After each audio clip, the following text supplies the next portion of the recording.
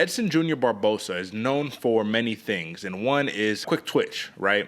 Being able to time you and to be able to detect patterns and capitalize on them. And Billy Quarantillo, if he did not get caught with that knee, this is a picture-perfect game plan. He's checking the kicks, he's crowding the kicker so that he can't utilize his kicks, and he's getting ready to stump him and put him on his back and take over. Now, when you saw that prior to the knee, AJ, were your thoughts like, oh, Edson Barboza has this one in the bag, he's just reading, he's just timing, or were you like, here we go, Bryce Mitchell 2.0? What do you think?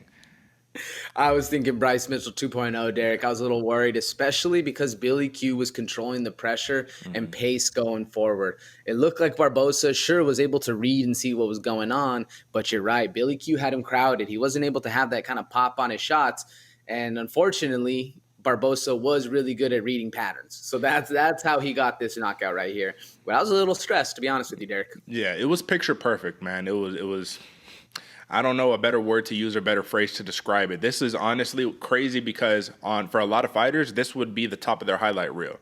This probably doesn't really make it for the top 5 of Edson Barboza's career. That's how illustrious and how glamorous and how explosive he's been.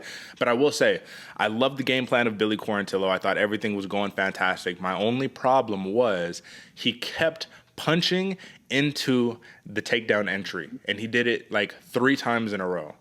And at a certain point, that Edson Barboza, he picked up on the pattern, and he says, bro, it was crazy because actually he ate the punch as he was initiating the knee and then blasted through it straight onto the chin, flatlined him, bro. When I was watching it, I was like, what happened? Even Bisping, he was like, I didn't even see the knee happen, bro. I just saw the follow-up, you know what I mean? So at the end of the day, this was a beautiful, beautiful knockout by Edson Barboza, but it still begs the question here.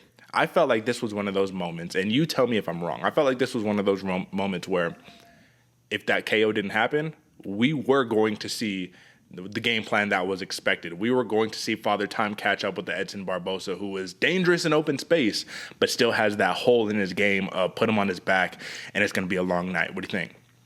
I think so too, Derek, especially with the way Billy Q was picking up the pace and continuing to go, man. He looked good. He looked focused.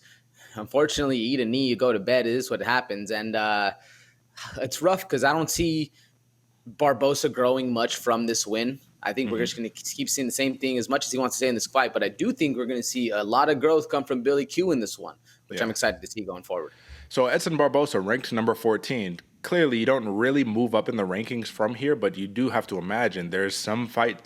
I don't think that they're going to give him another Billy Quarantillo who is like game to go toe-to-toe with him. I think they're going to give him another grappler. And you do have a dude right now who is lined up to replace my boy, JP3, or Jonathan Pierce, JSP, there we go. Movsar Evloev is going to be fighting Thug Nasty Bryce Mitchell, right? And if Evloev can potentially get a victory, or if he loses, I could see Edson Barboza getting matched up with the Evloev. So at this point in this trajectory in his career, he says, I'm back, I'm the best that I've ever felt. Physicality, and this dude was fit as shit, muscles on his muscles, right? But the question is, where do we go for Edson Barboza? Are we stuck in this kind of gatekeeper role? Is there a path to a title for Edson Barboza remaining? Ooh, at 145, is there a path to the title for Junior Barboza? I don't think so, Derek. I don't think so. At this point in time, how old is he? 38? That's a good question. Is he? I'm pulling it up right now. Gotcha. 37. 37. I was close. 37. No, man, I don't think so, especially with the glaring holes we're seeing.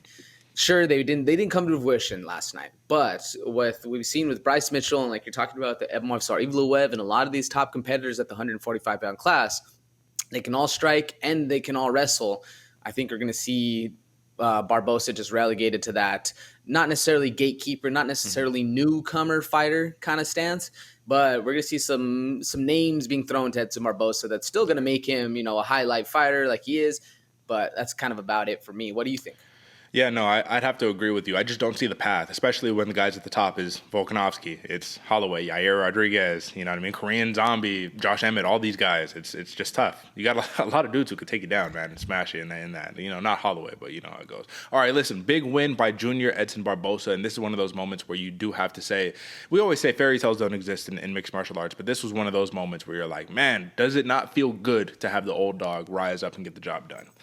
put the whippersnapper in his place. You know what time it is. But Billy Q, listen, man, if you're watching this, big fan. You'll be back. You know what time it is. All right.